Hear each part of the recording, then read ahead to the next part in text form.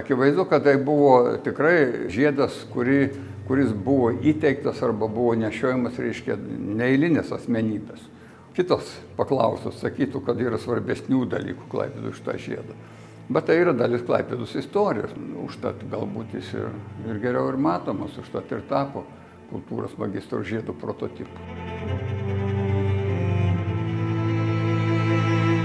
Geometrija jinai visada yra tokia aktuali, nesvarbu, ar tai būtų 3 amžius po Kristaus ar ne, ar tai būtų, nežinau, dabartinis laikas, jisai vis tiek yra, žymi tą pradinį tašką, liniją, kryželį, rombą, rutuliuką, puslankį, žodžiu, pačias tobuliausias formas šioje žemėje.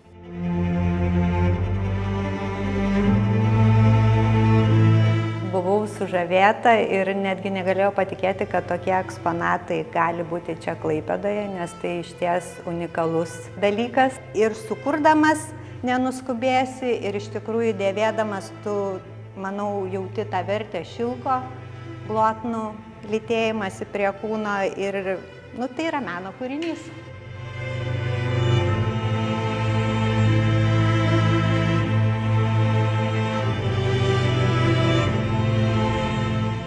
Sakykime, Bretkūnas, vienas iš pirmųjų Biblijos vertimų, o Martinas Liudvikas Rėza, jau yra 3 Biblijos leidinys, kada 1810 metais įsikūrė Karaliaučiuje Biblijos draugija ir Rėza ruošė naują vertimą. O mes, aišku, šiandien naudojam jau naują šiuolaikinę kalbą, kad jau šiandien žmogus galėtų suprasti, nes šitoje knygoje yra daug žodžių, kurių jau, kaip pasakyčiau, šešioniškai neišmano šių dienų žmonės.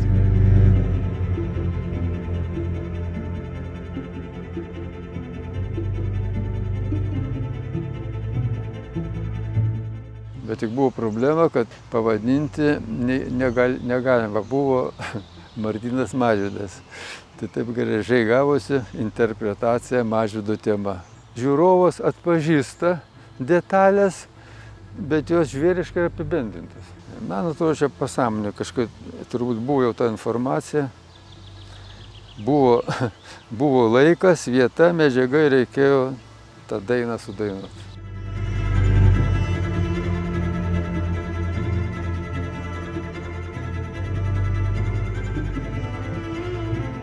Daiktas turi tarnauti. Muziejus yra lankomas. Matys daugiau žmonių. Kas namuose matys?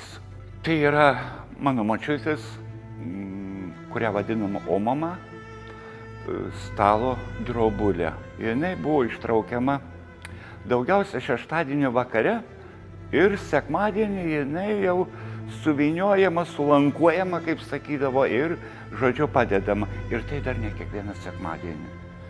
O šiaip tai buvo daugiau surinkimo stalo drobulė.